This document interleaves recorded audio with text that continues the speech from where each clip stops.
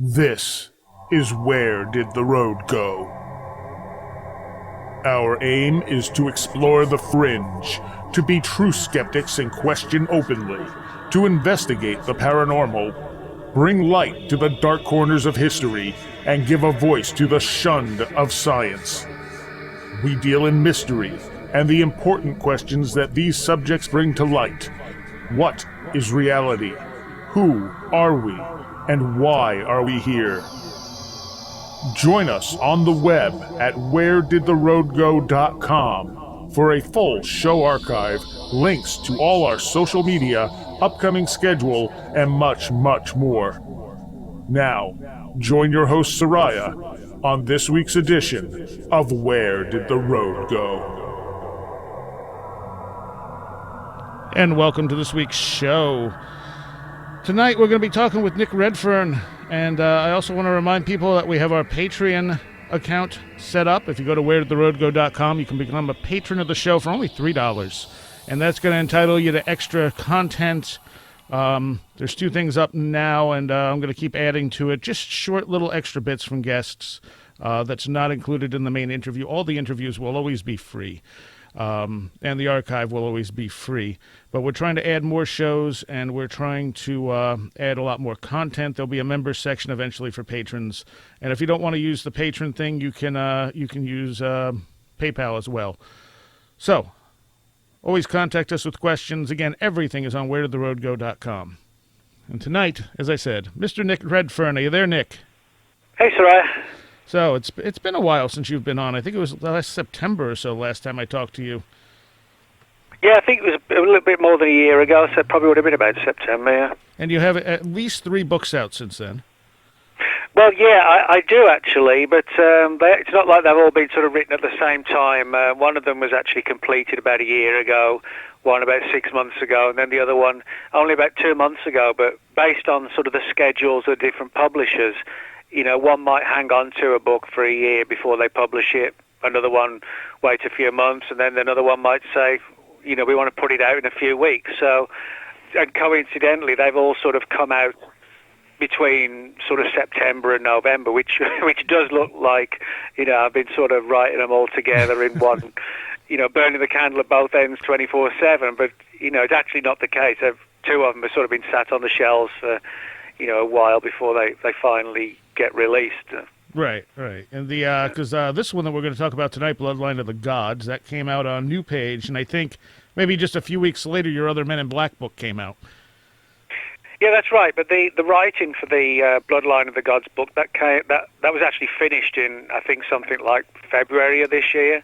But the Men in Black book, that writing wasn't finished until maybe 3 weeks before it was published. You know, they got that book out really fast. But as I said, the New Page book was handed over in February, and the other one I've got out right now, the Chupacabra Road Trip, that was actually finished in December of last year. So that was like 12 months ago, and that's only just come out as well. And that's sort of it gives you like a bit of a insight, I guess, into how the publishing world works. You know, there's no sort of mystery about it. What it typically comes down to is that, you know, if a publisher has maybe 5 or 6 books in front of yours that are already, you know, been accepted and edited and they're designing the cover and everything else, then your book goes behind all those. However, if the publisher, you know, doesn't have any new books ready to go, then yours comes out quicker. You know, it just depends where you are in the line as far as how many books they've got to publish, you know. Right. Well, yeah, and it just to the outside view, like I got this one, and then so your Men in Black book, and I'm like, what's he popped them out every couple of weeks now? Yeah, no, yeah. I mean, even though I can't sort of do it like that, it's I like to sort of stick to 8 to 5, Monday to Friday, and because I think if you sort of overstretch yourself, you know, you just get fried and frazzled doing it, and then you just have to go back and correct it all because, you know, you're sort of either racing to get it done, or as like you said, you're just fried. And that if you're going to do that, I mean, you don't do your best work anyway, and it's inevitable you're just going to have to go back and rehash it and look at it again. So I find that working on one book at a time, just doing 8 to 5, Monday to Friday, you know, which is the way I like to do it, then that way you don't get burned out and you sort of stay focused. But I mean, I do have some friends who, literally can sort of juggle 4 books at a time. But I've been a couple of times when I've had to do that, but it's not much fun. It's because, like I said, you just sort of. It just doesn't work well to do that, at least for me. I like to sort of focus on one, get that project finished, and then move on to another. It's kind of like a band, expecting them to record, 3 CDs, with 12 songs across 6 months. You're not going to, it's not going to work, Yeah. And if it does work, it's not going to be the best quality. No, that's right, yeah. So, all right, so this book, Bloodline of the Gods, deals mostly with the Rh negative factor in human blood, which I had never really examined much. I mean, I had heard references to it here and there, but never really thought much about it. What gave you the impetus to start this? Well, yeah, I mean, it's a controversial story, and one of the reasons why I decided to write the book actually gets to the crux of what you just said about, you hadn't heard too much about it, and that's one of the things when I'm writing a book.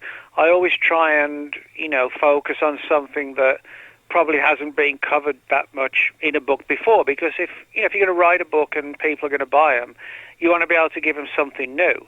And so that's one of the things I always look for when I'm writing a book, is to try and come up with a new angle or a new subject. And so, you always kind of look at it carefully and think, well, is this a good one? Is that a good one? And, when you just said you hadn't heard much about it, well, one of the things I found was that a lot of people within ufology had not heard of this so-called Rh blood factor. As it relates, the scenarios it relates to is because a small percentage of the human population have what's called Rh negative blood, and the rest of us have what's called Rh positive. Well, one of the interesting things is a lot of Rh negatives have had UFO encounters, and so it sort of gives rise to the idea that, is there a connection with the UFO phenomenon and the Rh negatives? And so that was sort of the idea, or that's the background to it. And I thought, well, it hasn't really been done before. And granted, it's a controversial subject, and there's certainly nothing wrong about writing about controversial issues. There's no point just going over old ground and play it safe. You might as well just share something new and intriguing with people. But it's one of these areas that, because it focuses on the present and the distant past, sort of by default, when you're dealing with things that are thousands of years old, to a degree, you're dealing with sort of concepts and theories, rather than if you're dealing with something like, first-hand interviews today. But it's sort of a very different scenario when you're sort of looking back potentially thousands of years to try and make a case, if you like. Yeah, and at that point, it becomes a lot of mythology and interpretation. Well, yeah, and that's one of the big problems. Even I'm quite open to having to admit this, that, where it's like with the whole ancient astronaut scenario, which of probably about 35% of the book is focused upon that angle before it gets into the modern era. But, where I hopefully, point out to people, I think when you're looking at the whole ancient astronauts angle, a lot of people will tell you, well, this is what's happening and this is how it goes, and ABC 1, 2, 3. It's very structured, and it's presented from the perspective of the relevant author being absolutely sure that this is what's going on. But as I point out, we're dealing with theories and concepts and ideas which have been interpreted from ancient texts, which themselves have been interpreted and translated, and rewritten by people who weren't there at the time. And so in that sense, we are to a degree forced to speculate upon the speculations of people who came before us. But I think if you point that out to people, as we're sort of doing now, and you demonstrate that even though we're dealing with speculative material, you then go out and look for stuff that you can hopefully find that will corroborate it, then I think that's okay. I think, but when you try and force feed it down somebody's throat and say, I know this is the truth, that's when people become unstuck. I think the best we can do is present the data and let's just see where it all leads. Let's see if it opens doors and gets other people interested, and more data can surface, rather than sort of force feeding it down that this is the, this is where it begins, this is where it ends, and this is the full story, which it clearly isn't. And you take a bit here from Zecharia Sitchin's work, and I've always been kind of torn on Sitchin. I mean, I know there are people, like there's the Sitchin is Wrong page where he points out all the misinterpretations, and we know he kind of like filled in the gaps with stuff he just sort of made up to make it all make sense. But you went back and looked at the original writings, correct? Well, yeah, this is the big issue. I mean, certainly when people talk about ancient aliens today, there's no doubt that sort of the most popular scenarios sort of relate to the whole angle of the Anunnaki that was, sort of Sitchin's major area of that he's known for, at least. I mean, he covered a lot of areas. There's no doubt that that's the one area more than any other that he, has focused upon. Now, there's also no doubt that if you read Sitchin's work, which is, based on interpretations of the original, texts that have been translated into English, etc., etc., and that's all any of us can really do is sort of, it's kind of like the Bible. Some people think it was written in English. Of course, it wasn't written in English, but and of course, you have translations and retranslations and deletions and things like that. And then, of course, I think it's inevitable that whichever era you're in, you tend to sort of speculate and interpret based around, what we perceive is going on today. For example, you might read in an ancient biblical text about a fiery chariot or something like that. Well, today we interpret that, or a lot of people do, as like a UFO. But that's because, we're in an era when people talk about UFOs, so we relate it to something. And I think that's, even I would have to admit, that's the one danger when it comes to interpreting these old texts like Sitchin did. There's nothing wrong with trying to look at it and come to a valid conclusion or a theory, providing, like I said, we take that view. So what I did for the reader was to look at Sitchin's theories and what other people felt about his theories, primarily because there is like a tie-in between what he said and the Rh negative factor. And, had there not been that, I wouldn't have mentioned him, primarily because I would have just sort of used the whole ancient astronaut angle in general. I wouldn't have been so specific to his theories about the Anunnaki. But the one reason why I did was because one of the sort of primary areas that Sitchin focused on was this angle of the Anunnaki sort of creating a genetically altered type of early human. That was allegedly used as a slave race and so forth. That's sort of one of the key factors in his version of events. Now, the whole Rh negative factor as it relates to the UFO phenomenon is also suggestive of genetic manipulation. And there's sort of like a crossover between early humans who were Rh negative, which ties in with today's Rh negatives. And so that's how you can make sort of a connection with Sitchin. However, even I will admit that it's, I wouldn't say it's necessarily tenuous to the point of not being able to be proved. I think it's interesting, and I think if it's interesting, we should talk about it and address it. Now, it may lead somewhere, it may not, but I think the important thing is we get the data out for people to see and see where it leads. Right, and let them kind of make up their own mind on it. Yeah, I mean, that's what I've tried to do is, I in all the books I write, I try and share data and share information I've found and share interviews that I've done with people that hopefully put some sort of coherent picture together. What I try not to do is to sort of thump on the table and say, hey, this is what's going on. This, I know for sure this is the case. Anybody in ufology who says for sure that they know what the truth is, they're either lying, fantasizing, or deluding themselves, because, nobody does know. That if we knew, you wouldn't be having this show right now. Exactly. I wouldn't be writing books, and nobody else would be writing books. We're writing books and having shows and discussing things precisely because we don't know.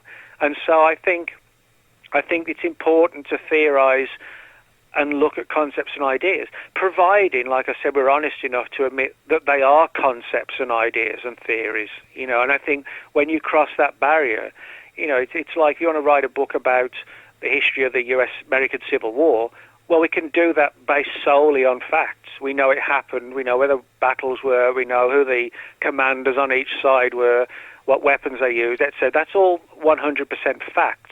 But when you're dealing with something like this, you either don't write about it, or you write about it and you do so in a way which demonstrates that you're sort of looking at concepts and ideas and interweaving it with concepts that other people have come up with, but showing the reader that they are, their ideas, their thoughts and observations based around a mystery that has been interpreted and reinterpreted. Sure. And the thing is, too, it feels like sometimes a lot of people will take belief and they feel so strongly about something that it becomes factual to them. Well, yeah, I think it's important to try and avoid that. People sometimes say to me, well, you wrote this book and you mentioned, like, for example, I wrote one book on Roswell, and then in another book I presented a different theory, and people say, well, it's kind of fence-sitting. I said, well, no, it's not fence-sitting. What it's doing is demonstrating there are different people who claim to have been involved in the Roswell case who have presented different scenarios. You've had some people who've said, a UFO crashed with aliens from another planet. Well, there's a guy named Walter Bosley, who's former U.S. Air Force Officer of Special Investigations. Walter, whose father was held a position, quite high position in the Air Force prior to him, said that he was told by his father that the Roswell crash involved some sort of ancient humanoid race, like a subterranean human race. Then you have sort of the secret experiment theory for Roswell, a military experiment. So in other words, to me, it's not a case of, jumping around and changing directions. It's a matter of, if we're dealing with a case that we admittedly don't know the answer to, in my mind, clearly something unusual happened at Roswell. However, when there are multiple scenarios coming from military people, we have to address them all. We can't just say, I know the UFO angle is true, so I'm going to ignore everything else. We've got to look at all the other scenarios. And I think, particularly within ufology, people get confused. It's kind of like they expect you to fall into one camp and never veer away from it. It's like, he's the abduction researcher, she's the contactee investigator, he's a cattle mutilation researcher, and he believes cattle mutilations are done by this, she believes abductions are genetic experiments by aliens. And it's like they almost expect you to not veer away from that view. But for me, I'm honest enough to admit we don't know what's going on, so I see nothing wrong with addressing multiple theories and writing about them, providing, like I said, that you make it clear to the reader that that's what you're doing. Right. You're approaching it like a true skeptic. You're asking questions, you're presenting ideas, but you're not necessarily focusing in on just one and being like, this is the only path. Yeah, but I think the problem is, within ufology, a lot of people don't want that. They want a definitive answer. They don't want somebody who says at the end of the book, well, this is where it seems to be leading, and this is what the data suggests. They want to know that aliens crashed at Roswell. Yeah. Aliens may well have crashed at Roswell. Sure. There are some really intriguing stories. They may well have crashed, but until we know for sure, we can never rule out the idea of, it was this or it was that or it was something totally unforeseen that we haven't even thought of yet. People don't want that. The problem is a lot of it becomes almost like a religion, where belief does become, fact. And, I'm not knocking religion. If I don't care what people's religious beliefs are, as long as they don't, force them on me. Right. If somebody believes in this or believes in that, that's fine. But I think the important thing is they should understand that a belief in, say, for example, a heaven and a hell, or a belief in reincarnation, or a belief in purgatory, there's nothing wrong with believing all those, providing you realize it's a belief. Right. I mean, I would accept the validity of purgatory if somebody could prove it to me. In the meantime, I'm open-minded on all this kind of stuff and interested in it. But I can't, in all honesty, endorse it as a fact until it goes from being a faith or a theory. And I think, I don't think. I mean, I know from the perspective of ufology, from my perspective, that's how I try and approach the UFO subject or anything I write about, unless I know for sure that, it's like if I wrote a book, as I've actually just finished, a new one on the Loch Ness Monster, that sort of looks at all the different theories. But until, or if one's washed up on the shore of Loch Ness one day, we'll never know. We can only debate that it's a giant eel or it's a giant catfish or it's a plesiosaur. We can look at all the theories and come up with the merits for yes or no. But like I said, until one washes up or gets harpooned or whatever, it's always going to be kind of like with the UFO subject. The subjects might be different, but when you're dealing with the paranormal, the concepts and the theories and everything else, how we approach them are actually quite similar, really. Yeah. The and it's very hard to prove a negative too. It's hard to prove nothing. It's very hard to prove that nothing happened at Roswell. That's right. You're right. I mean, that's one of the big things that we also face. People say, well, how do you prove it? This did happen or didn't happen, and you really cannot. I mean, going back to Roswell. I mean, even the Air Force and the government admit that something came down, but they say that, the wreckage was from something called a mogul balloon, like a giant spy balloon, and they say the bodies were crash test dummies. But even by the Air Force's admission, they didn't find any documentation to support that. It was their theory based upon the nature of experiments that were going on at that time, and they thought, given the time frame and what was happening, that was probably the right answer.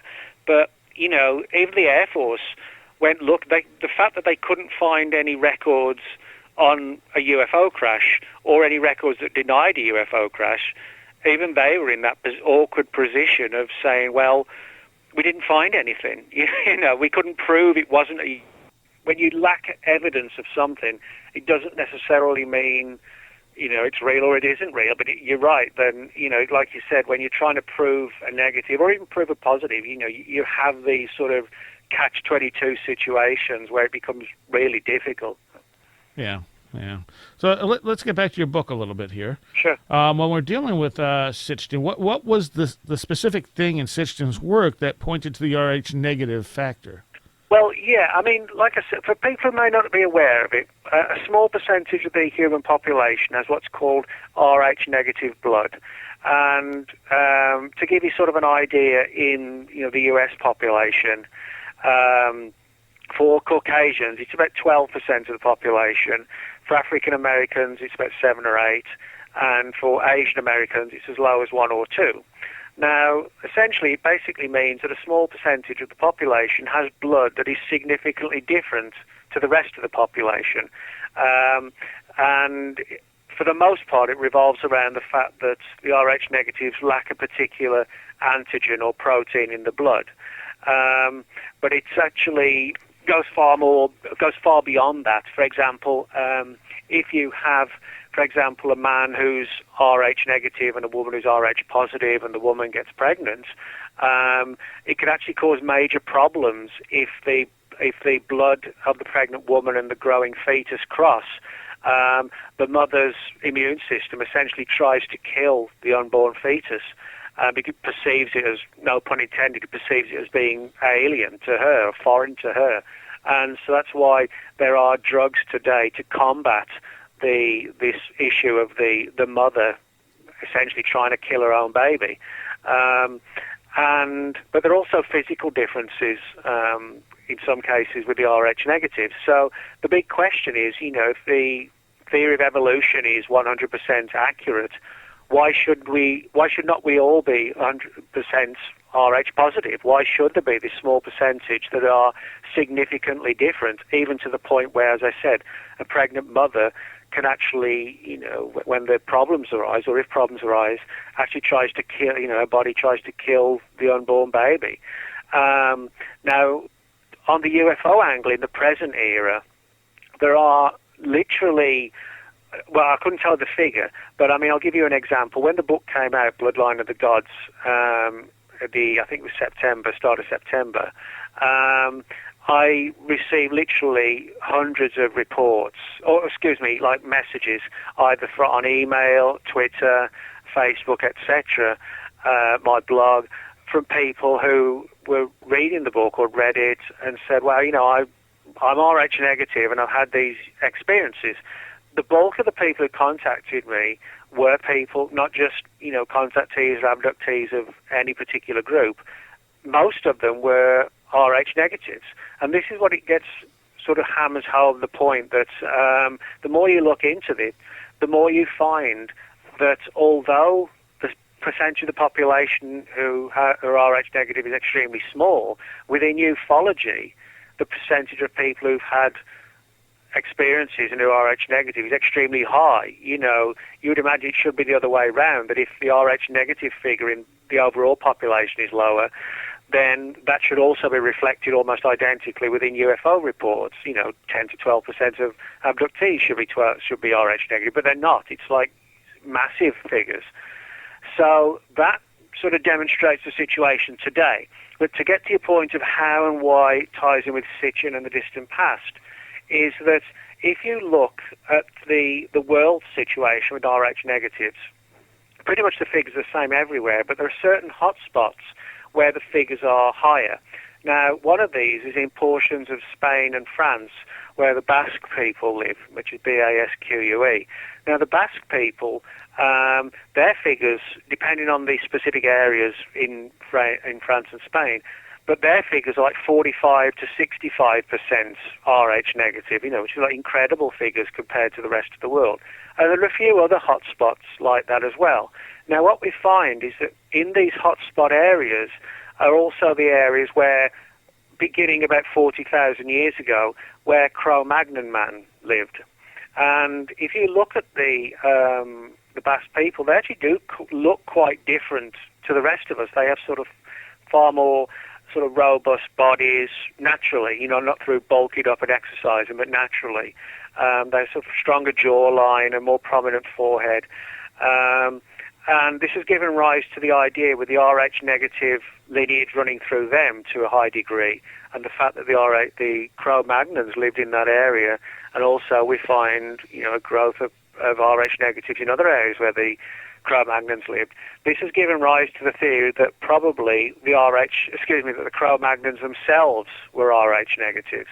And if we look at, you know, the sort of the popular image, I guess, of so-called cavemen, as they're known, you know, you have this image of a guy dressed in sort of bear skins and a club in one hand and dragging his wife back to the cave by the hair in the other. You know, it's that kind of simplistic imagery. But in reality, the Cro-Magnons, you know, their brain capacity, well, not just their brain capacity, their brain size was significantly bigger than ours. Their brains are bigger than ours. They had a full understanding of the implications of death to the extent that they had burial rites. They were highly skilled artists. If you look at for example, the cave paintings in France, you know, those pictures sort of rival anything you would see on, you know, in an art gallery or a museum. They're sort of, you know, really good artwork of sort of, you know, animals racing across the plains and things like this. So, and we also, you know, there's good indications that they understood music as well. They had music. And so in that sense, they were highly evolved, yet they surfaced, I won't say out of nowhere, but they surfaced very quickly with these highly evolved brains and cultures and beliefs, etc., etc. And so this sort of takes us back to Sitchin's stuff then, about how he believed, at least, that the Anunnaki came to the earth and upgraded some of the very early primitive humans coming out of Africa, and essentially genetically altered and upgraded them to something along the lines, or possibly even Cro-Magnon. So that, in other words, that is where you have the tie-in sort of from the present to the past. But of course, you know, as I point out, you have to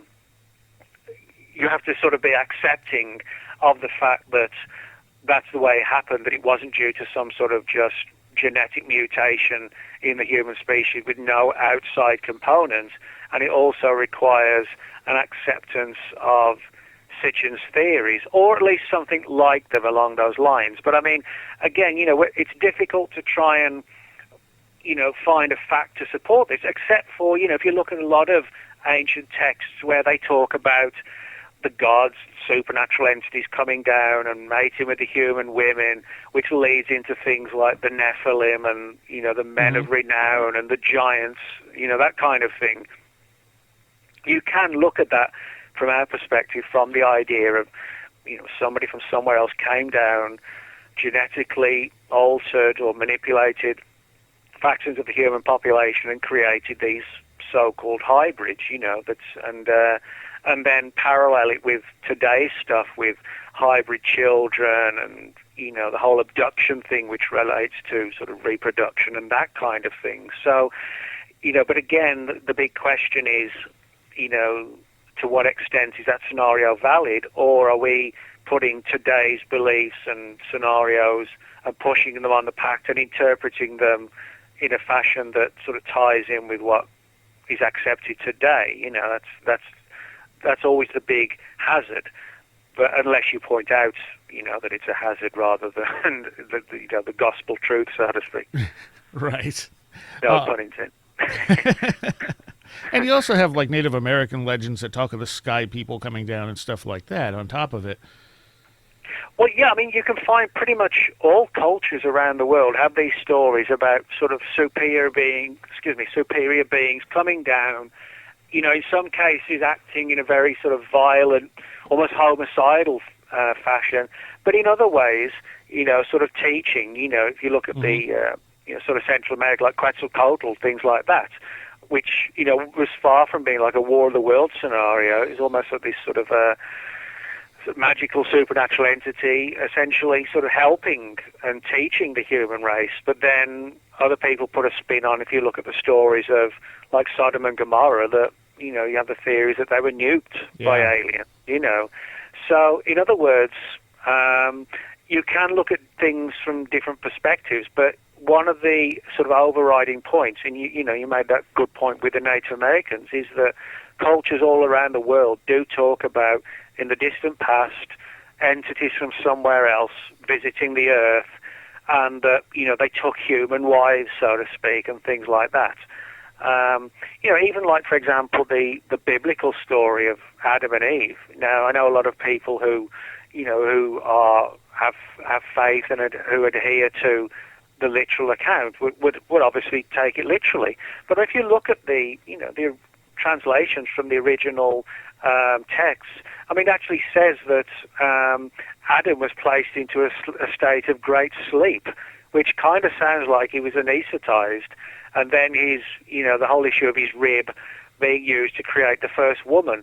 Well, to me, you can interpret that as, he was anesthetized by, medical personnel, and genetic material was taken from his body, which could have been utilized, in some sort of a highly advanced gene splicing thing to upgrade an early type of primitive human.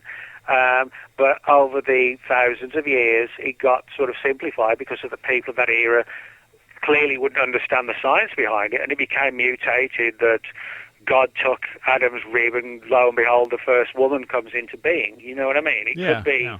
You can look at it from that perspective, but again, we always have to be mindful of, I think, of how we do interpret things. All right, we got to take a quick break. We'll be right back with Nick Redfern. The opinions expressed by the host and guests on Where Did the Road Go are their own and not necessarily those of WVBR or its management. Where Did the Road Go can be heard first and usually live on WVBR Saturday nights at 11 p.m. Eastern. Go to wheredidtheroadgo.com to ask questions of our live guests through the chat room. Where Did the Road Go is then re-aired on Dark Matter Radio and Deprogrammed Radio. You can download all shows for free on the website, and you can subscribe to us on Stitcher, iTunes, YouTube, or Vimeo. Additional content can be found on our video channels. You will also find our upcoming schedule, book reviews, blogs, free book downloads, links, and more. We are also on Facebook and Twitter, and if you want to help support the show, there are links to donate to us. Everything you need can be found at wheredidtheroadgo.com. And tonight we're talking with Nick Redfern about his one of his latest books, Bloodline of the Gods. In this book, you talk about something that really, I think I might have heard about it at one point, but I guess it didn't sink in completely. But you talk about the Iraqis making a weapon to target only Arabs, particularly Iraqi Arabs. Well, yeah, this is actually something that surfaced. The reason I knew about this is because I moved over to the US to live in 2001. But a couple of years before that, the British media, the mainstream media, began to report on a number of stories coming out of the Middle East about sort of very dark and disturbing research that was being done to create what we might call sort of like racially profiled viruses. The idea of being able to target one specific group of people, which would be, sort of very dark and disturbing if that, it came to fruition and worked on a massive scale. Arguably you could wipe out entire groups of people and, there'll be no way to blame it on warfare. It'd just be, well, it was just a terrible virus that broke out. And, just the mere fact that, never mind whether it could actually work or not, the mere fact that research is being done in that area, I think is itself something to sort of to be aware of, and could take us down some very dangerous paths. But but one of the reasons I mentioned that in the book is because you have these admittedly intriguing stories relating to how certain early humans, like Neanderthal man, just went from being high profile to gone. And that's something again that's been debated quite extensively in the ancient astronaut research community. The idea of ancient extraterrestrials coming to the Earth and wiping out, possibly with some sort of, highly contagious virus, factions of, different groups. For example, Cro-Magnon man, actually, as I said, surfaced quickly, developed, and, to a degree was absorbed into, the Homo sapiens, who we are today. However, the Neanderthals, who also had, large brains, they were highly advanced, they'd cultures. There's even some evidence that they actually built boats because remains of them being found on isolated islands, which they could only have got there via boat. The idea of Neanderthal man sort of rowing, something like the equivalent of Roman vessels across the ocean sounds bizarre, but that is actually where the evidence is leading. And which makes it even more puzzling to understand, given their advances and not this sort of typical image we have of cavemen. This sort of begs the question: how is it that they suddenly became extinct at the expense of others?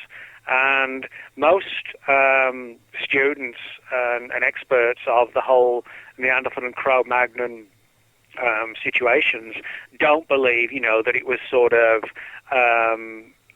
just battles, turf wars, and, Neanderthal man was wiped out by the Cro-Magnons.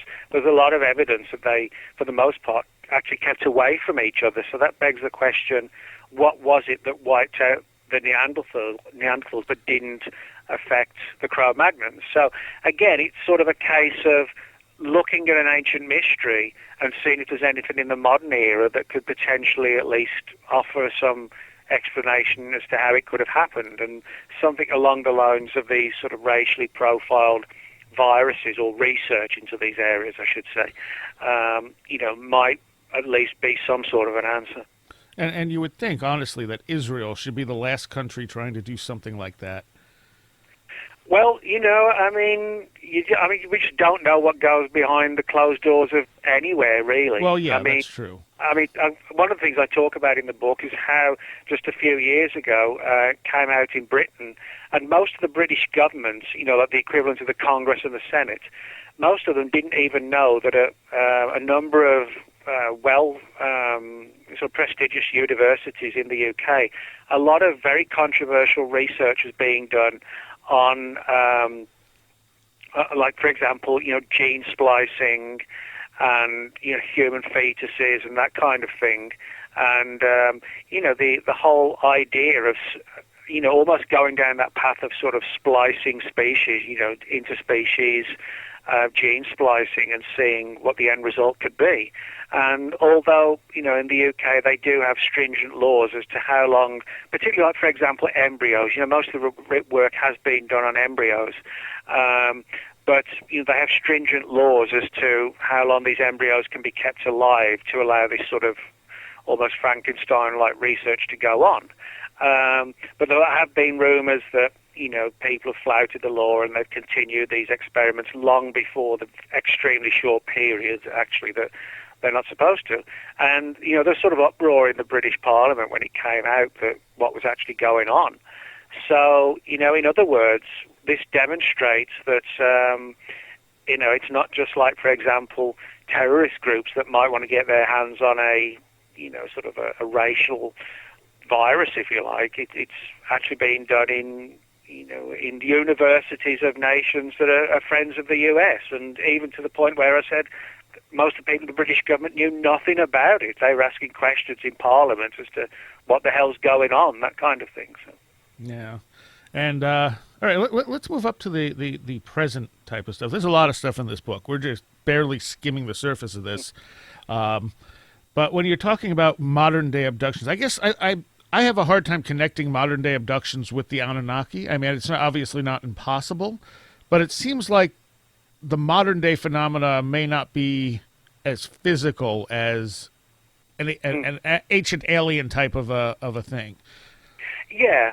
Yeah, I mean, I point this out in the book. I mean, the one big difference, more than anything else that we get in the story, if you look at stuff, for example, like Sitchin's work, he's talking about a world, almost like a worldwide control of the planet by the Anunnaki, where, their presence would have been known to all of the early humans, because this was some sort of gigantic operation, if you see what I mean.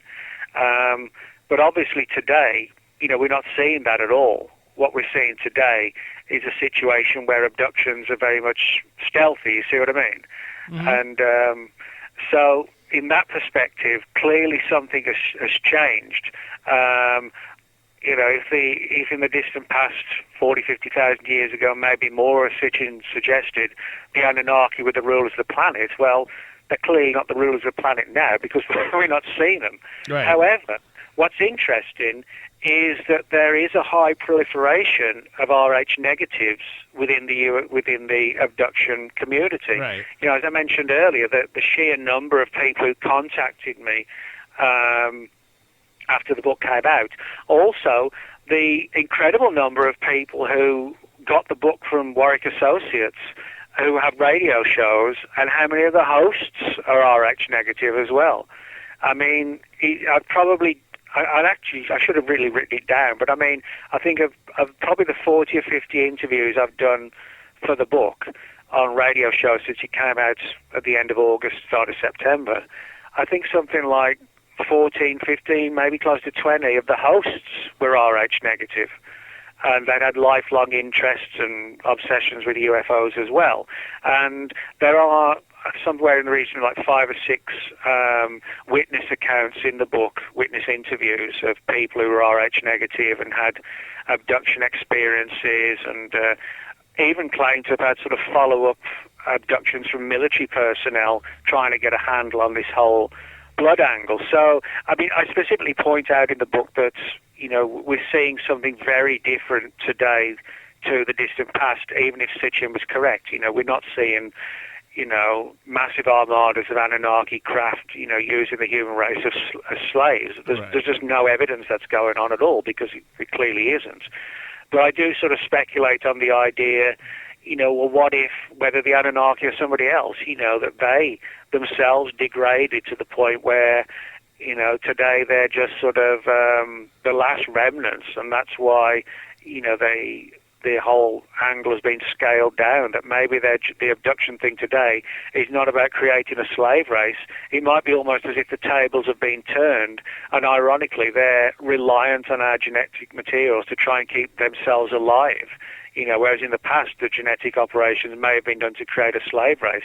Today, if they're on their last legs, we might be, or our genes might be the last sort of thing that keeps them alive. But again, it's speculative. But as I said, I try and point out the fact that we can take the Rh negatives and the Cro-Magnons back, to early years, and then point out we do have a significant number of Rh negatives in the abduction world today. So that, even I have to admit, that's the closest connection we have. But it is interesting, that the Rh negatives do pop up in both scenarios. Now, do people who have Rh negative blood also have more paranormal encounters, or is it just UFOs? No, there's actually a lot of studies have been done on people who are Rh negative, and it's not just UFO encounters, but they sort of psychic abilities reportedly.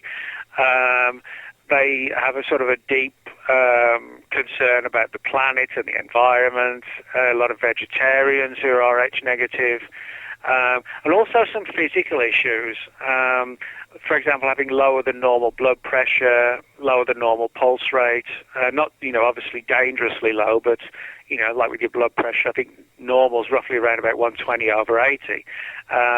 With the Rh negatives, it can be sort of 110/72 or something like that, which, is actually really good if you're slightly lower than normal. Right.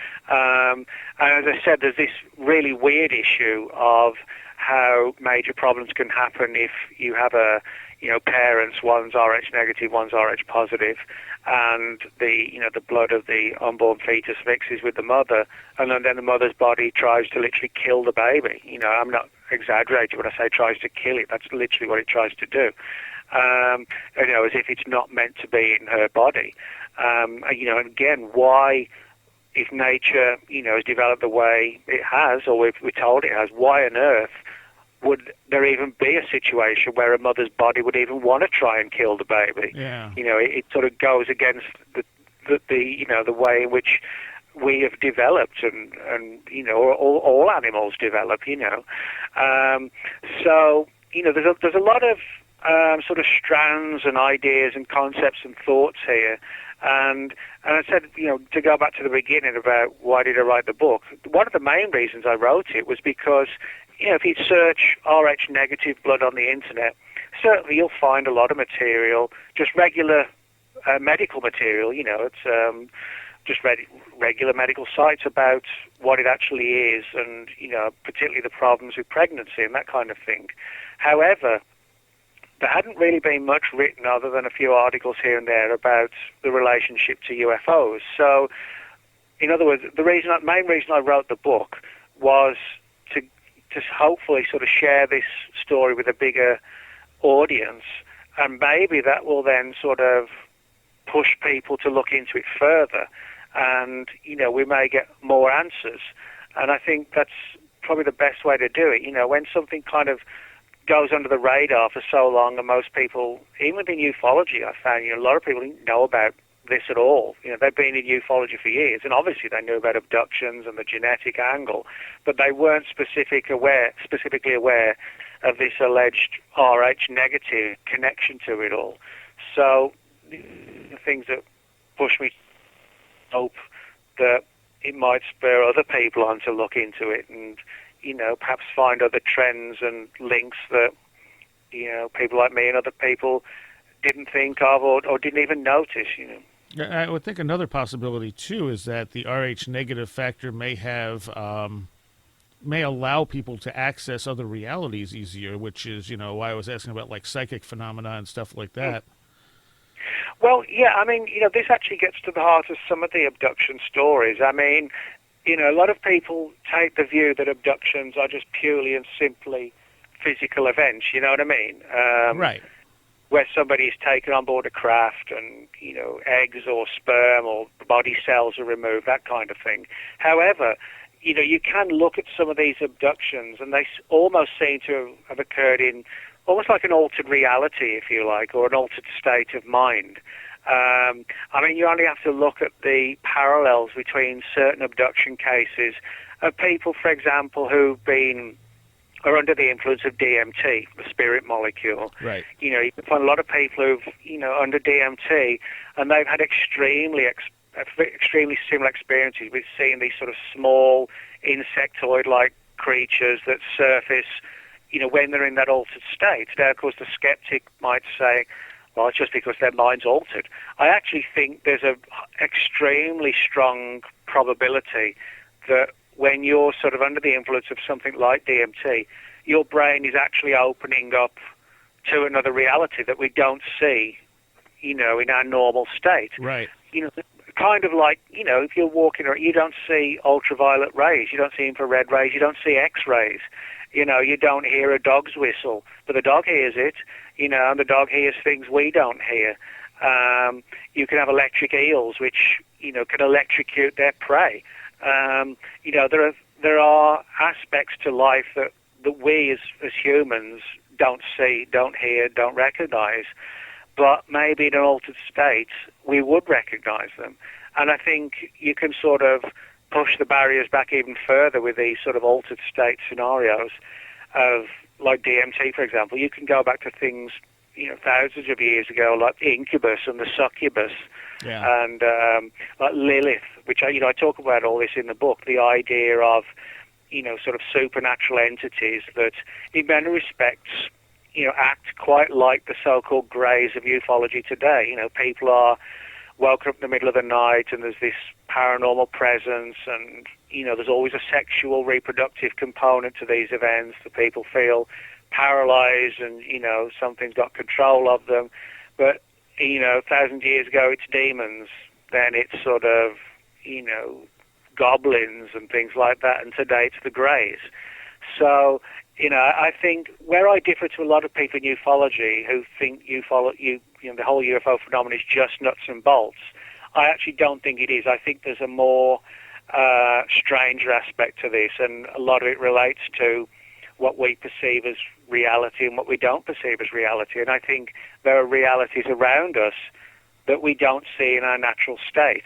It's like the average shaman in a South American jungle little village. I don't believe these people, when they get themselves into an altered state by taking, ingesting some local root, or plant in the town, I don't think they're hallucinating. I think they are literally opening a door to somewhere else. And I think some of these abduction experiences may not actually be physical.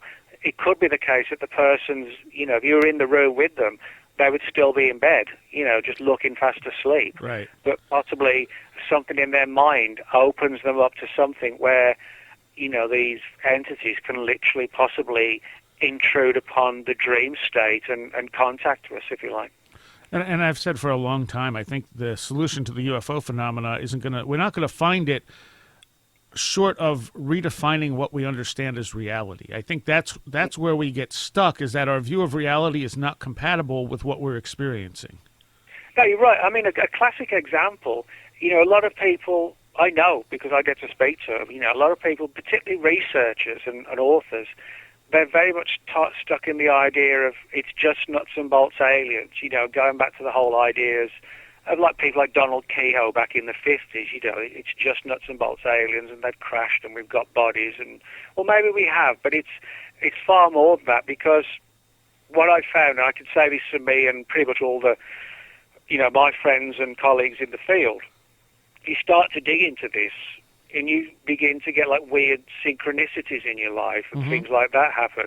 Now, if this is just somebody else's equivalent of NASA, you wouldn't have that. You know what I mean? Yeah. You wouldn't have weird synchronicities happen. You wouldn't have all the other strange stuff that goes on. So to me, there's far more to it. And I think, I would agree with that. I don't understand, but first to me, I don't understand how or why, but you're right that there is something about reality that we're not seeing. Our reality is our reality, but it's not all there is to reality. And I think this whole issue of like DMT and hallucinogenics opening doorways, rather than, as the cynic would say, well, they're just high and they're hallucinating. No, it's not. It's far from being that simple. And I think whatever these entities are, I think they understand how to operate in the physical world, and they understand how to operate in what I guess in simple terms we might call like a spirit world. You know, they could operate in a non-physical fashion, and that may even include sort of intruded upon us in that sort of dreamlike state. And maybe they do it to try and share information, or possibly even, you know, that it's almost like creating a meme of abductions. Maybe there's something else going on, and they want to, you know, present themselves in a way that is understandable to the people of this era, you know, without blowing our minds. Let's slowly, you know, acclimatize them to the idea that something's going on. I think, you know, that's maybe why, if there are people in government who know, you know, a lot of people like me, they take the view that, oh, the government's the bad guys, you know, the CIA's the bad guys or whatever. I actually don't think that. I think that if we were to talk to the people who I do believe, you know, there probably is a small group within the official world that knows a lot more than the rest. You know, we're not talking about Project Blue Book or anything like that, but like a really deeply buried group. I actually think they're in a, you know, I have a lot of sympathy for them. I think they're in a deeply awkward situation where they probably are conflicted over should we tell people or not. But I think the reason they don't isn't because, you know, so many people think, oh, they're the bad guys because of the CIA, so they've got to be the bad guys. I don't agree with that at all. What I think is they're probably on a really awkward situation because they know something really strange is going on, but it's far stranger than they ever expected it to be. And they just don't know how. I just honestly think they're not covering up for the technology or because they just don't want to tell us. I think they're hiding it because they just don't know how to tell us. It'd be so life-changing and paradigm-changing. They just don't know how to tell us. And if they should tell us for our own good, maybe. That's the way they look at it even. And it may be that they don't really understand it any better than we do. No, I think they don't. They may have a lot more data than we do, and they may even have bodies, who knows. But, you know, just because you might have 7 or 8 sort of still slowly decomposing bodies in tanks, you know, glass tanks that were recovered 70 years ago in Roswell, just because you've got that doesn't necessarily tell you what they are, or where they're from, or what they want. It just means somebody was skulking around, they crashed, and we recovered the material, and we haven't really learned much about them since. So we've just kind of put it away somewhere, kind of like the last, you know, images in Raiders of the Lost Ark, you know, that kind of situation. But yeah, I actually think they are in an awkward situation where they know the truth is far weirder. And I really do think that if it was just somebody else's NASA, we probably would have been told. But I think when they looked into it, and they probably started having, ironically, the same kind of conversations we're having now, noting parallels between like out-of-body experiences and abductions with, you know, like, for example, like I said, the incubus and the succubus. And then they realised that, no, this goes beyond weird. We can't tell. It's best just not to say anything to it. You know, we just clamp down on it. The thing is, it has an obvious physical component. I mean, there are physical traces, there are marks on people's bodies and things like that, but it also is just as much, it has an effect on consciousness as well as it does on the physical. So, I mean, there's a dual level there that you can't get away from. Well, that actually comes to one of the most important things, you know, that so many people who've had UFO experiences, it transforms them in different ways. Yeah. And I think that could be one of the concerns that, you know, people in government or whoever this, you know, some theoretical agency is that's hiding all this. I think that's their big concern, is the way in which the phenomenon impacts on people and possibly like overnight alters their lives. I mean, you read, for example, like Whitley Strieber's books, you know, like Communion, how, you know, he went from being a horror writer, then having these experiences, and then suddenly his life is transformed. You find people who, you know, they have abduction experiences and, you know, they become vegetarian overnight, or they feel they're on a mission to share their experiences, and they write books, they go on the lecture circuit. You know, I think that's the thing that is so fascinating about the subject. But I could also understand how there might be some people, particularly in government, who'd be worried by it. The fact that it's not just people see UFOs; they're altered by the exposure to the phenomenon, and I think that's could possibly get to the heart of it all. Is the way in which people are sometimes almost immediately altered by exposure to it. And we're talking here with I almost called you Rick Redfern. You're not the first one. Not the first one to do that, actually.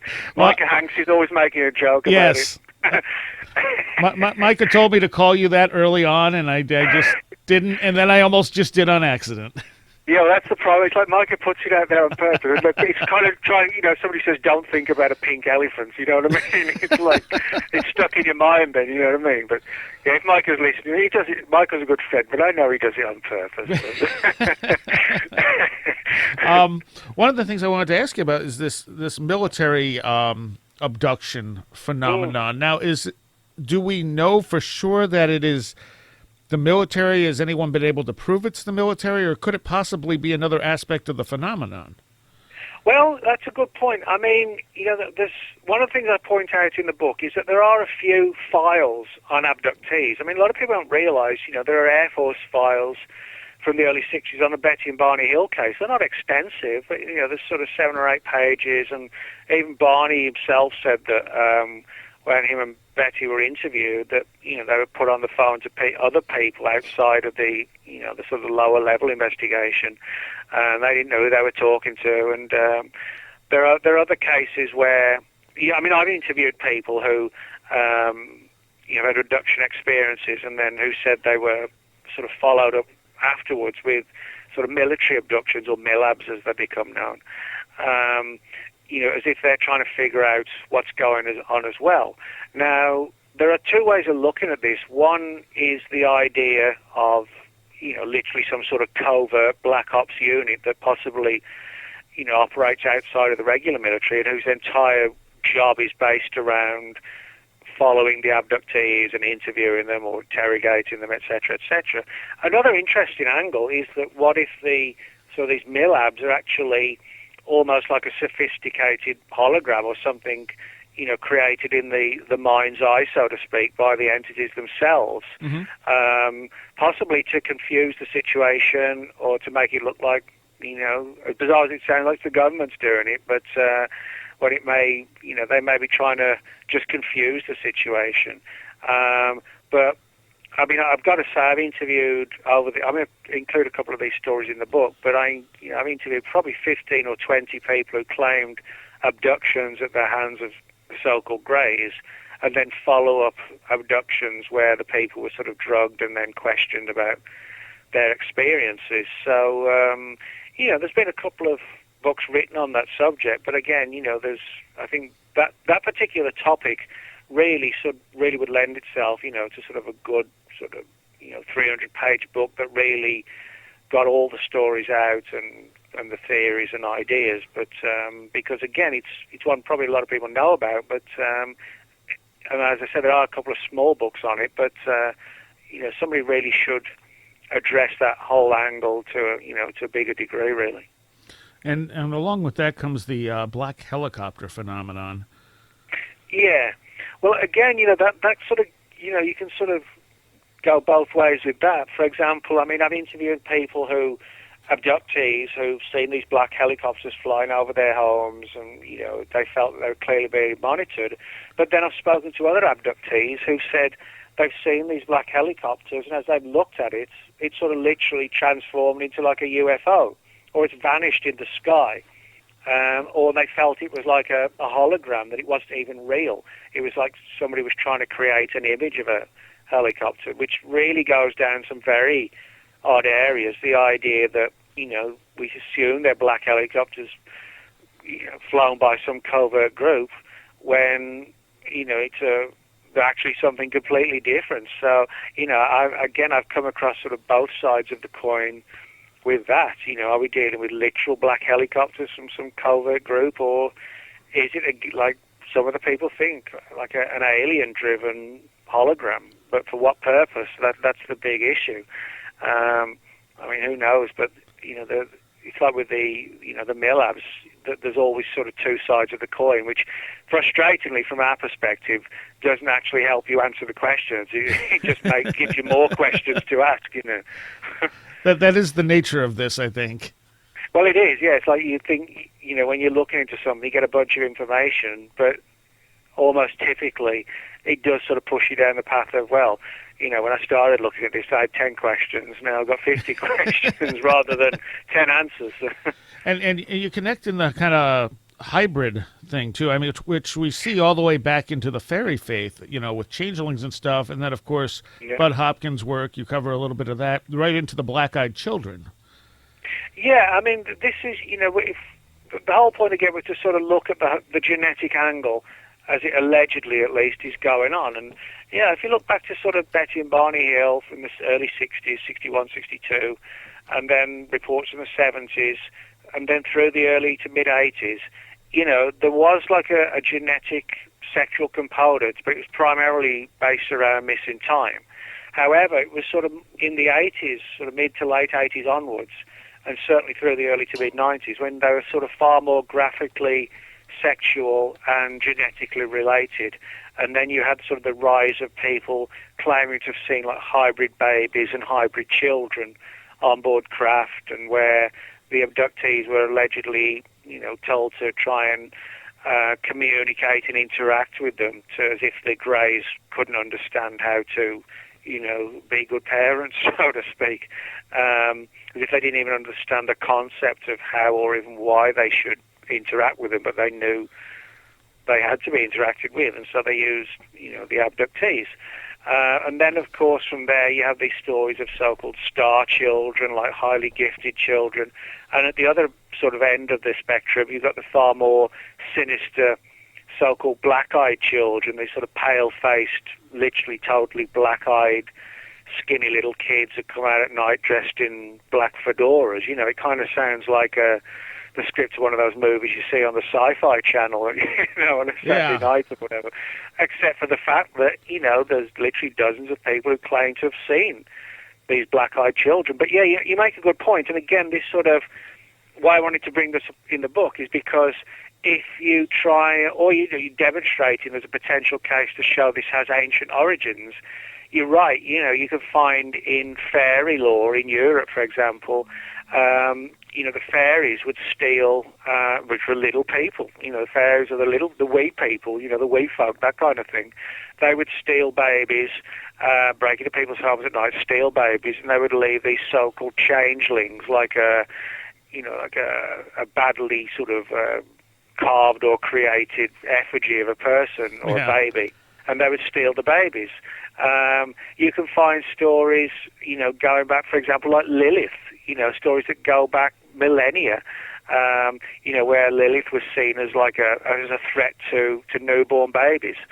You know, you can find these stories everywhere where you have magical supernatural beings, and certainly, you know, in the Middle Ages, 15th, 16th century, with the whole fairy lore and the little people, you know, a lot of those stories are linked with people, like I said, babies being stolen, missing time, you know, men walking through the woods in the 1500s in England, and they suddenly see these so-called fairy lights, which you could interpret as a UFO, and then they're taken to the fairy kingdom, where they, you know, they're told that the fairy queen, you know, the race is blighted, and they need to, you know, have new stock, new blood from us. So they, you know, the guy has sex with the fairy queen, and then he's returned to our world, and he thinks, you know, 2 hours has gone by and 3 days has gone by. You can find stories like that throughout fairy lore and mythology, going back 400, 500, 600 years, and they're almost identical to today's abduction stories. You know, you just change the term the Greys for the fairies, and other than that, there's really not much difference. Yeah. And I think, though, when you look at the hybrids seem to be harmless, whereas the black-eyed children, on the other hand, seem to have this malevolence about them. Yeah, well, I actually wrote about this the other day. There's a lot of parallels between the Men in Black and the Black-Eyed Children. In fact, David Weatherly, who wrote the Black-Eyed Children book, David wrote a 20-page paper for my newest book, which is just called Men in Black. And David's paper is solely based around the parallels between the Men in Black mystery and the Black-Eyed Children. Like, for example, the Men in Black, they wear black suits and fedoras. Well, the Black-Eyed Children wear black hoodies, so they've got like a black outfit, and there's even the hat component, but it's like a hoodie. Yeah. They, both have very pale skin. They typically only mainly surface at night, and they try and find their way into people's homes. That's one of the most typical components of both the MIB and the Black-Eyed Children stories. They try and get into the house. So you do have a lot of parallels between the Black-Eyed Children and the Men in Black, and this has sort of given rise to one of the theories that's actually on an upswing right now. The idea that these hybrids are sort of infiltrating us. And when I say infiltrating, I do mean sort of from like a sinister perspective, that they're trying to synthesize a form of alien that looks more and more like us with every generation, and it can sort of, move amongst us, and, if they wear hats and they wear sunglasses and they come out at night when it's a bit darker, you probably wouldn't notice the subtle, or perhaps sometimes less than subtle differences. But, maybe sometimes the reason people see them is because they're actually testing to see if they're noticed. That's one of the interesting theories, that the reason for them actually being seen is not because they're actually doing something. It's just to see if people are able to make a differentiation between them and us, so to speak. So, but regardless of what people think of it, you can find throughout history and numerous nations extremely similar stories of, like I said, hybrid children and magical children and babies being stolen and missing time and all these things. Yeah. All right. So again, the book is Bloodline of the Gods. Unravel the mystery of the human blood type to reveal the aliens among us. And this is one of 3 you have out now, and you want to tell people what the other 2 are? Yeah, well, one's called, as I just said, Men in Black. I've actually done 2 previous books on the Men in Black, one called On the Trail of the Source of Spies and The Real Men in Black. But the new one, which is just called Men in Black, that's just been out about a month. And it's basically about 30 chapters, which is a combination of all the most recent interviews I've done with people who've had MIB encounters. And then about a third of the book is papers that I commissioned from various well-known people in ufology. Like, for example, Micah Hanks. Micah did a cool article about his perspectives on the Men in Black, and David Weatherly did one on the parallels between the Black-Eyed Children and the MIB. Brad Steiger did a paper as well, and numerous other people, well-known people in ufology, all sort of addressing the Men in Black phenomenon from their own perspective. So it's it's sort of all the latest case files that I have on the Men in Black, and theories and papers from people in the field as well. And the other one, which is called Chupacabra Road Trip, which has been out about 2 months now. That's my other big interest is cryptozoology, the study of unknown animals. And I've been on a lot of expeditions to Puerto Rico looking for the Chupacabra, and also the reports out of the US and Mexico and Central America. So it's basically like a road trip style book, written in the spirit of a road trip, which is the way I do all the investigation. You hit the road and look for these things. So somebody described it as a cross between the X-Files meets Fear and Loathing in Las Vegas, which which if you read the book, it's probably fairly close. It's sort of all about hitting Puerto Rico and hunting for the Chupacabra in the day, then hanging out at the bar, knocking back margaritas and discussing all your findings at night, that kind of thing. So. All right, and you're working on one you said on Loch Ness? Yeah, I've actually just wrapped that up, a book on the Loch Ness Monster, which will be out at some point in 2016, and also a book which actually relates to what we've been talking about with the Men in Black and the Black-Eyed Children. One of the sort of lesser-known aspects of the whole, or the overall Men in Black mystery are Women in Black reports, which are actually extremely similar to the Men in Black, and they kind of dress the same, have pale skin and threaten people. And I've got literally, I would say somewhere in the region of probably 40 or 50 Women in Black reports going back to the 40s to the present day. So Wow. I'll have a book out on that subject in 2016 as well. And, they're sort of really kind of creepy stories that sort of cross over ufology and also, sort of ghostly paranormal stories as well. There's always kind of an aspect to, even if it seems like a definitive UFO story, there are, some certain paranormal aspects to these Women in Black stories as well. Oh, that's really interesting. I'd never heard of the Women in Black. I mean, aside from the ghost, mention of the woman in black and stuff. Yeah, well, actually, I usually get two things. People say, "Oh, you're writing a book about the Woman in Black," the movie, the novel. Say, "No, I think I'm writing a book about goth girls." I said, "Well, it actually kind of a little bit of both, but but with a UFO angle to it." But yeah, it's it is one of these areas that has been sort of very much gone under the radar, and that's one of the reasons I wanted to write it again, like with the previous book, was because you want to bring something new for the reader to read. Yeah.